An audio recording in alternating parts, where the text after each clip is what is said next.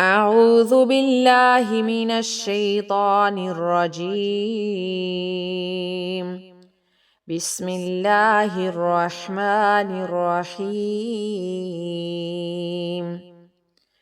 إن الذين اتخذوا العجل سينالهم غضب من ربهم وذلة في الحياة الدنيا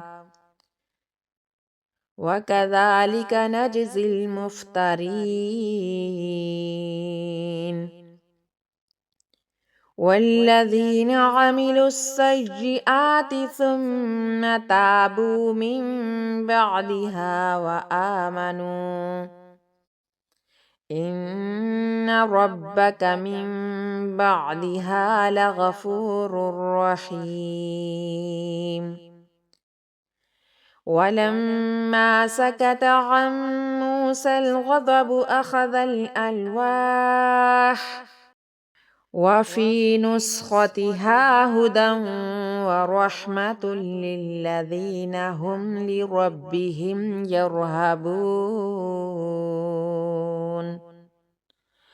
واختار موسى قومه 70 رجلا لميقاتنا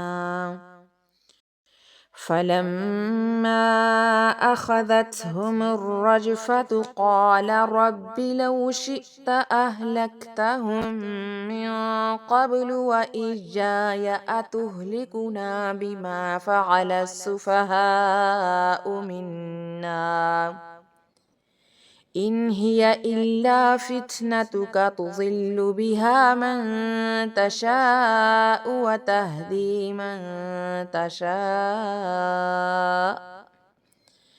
أنت ولينا فاغفر لنا وارحمنا وأنت خير الغافرين. واكتب لنا في هذه الدنيا حسنة وفي الآخرة إنا هدنا إليك قال عذابي أصيب به من أشاء ورحمتي وسعت كل شيء فسأكتبها للذين يتقون ويؤتون الزكاة والذين هم بآياتنا يؤمنون. الذين يتبعون الرسول النبي الأمي الذي يجدونه مكتوبا عندهم في التوراة والإنجيل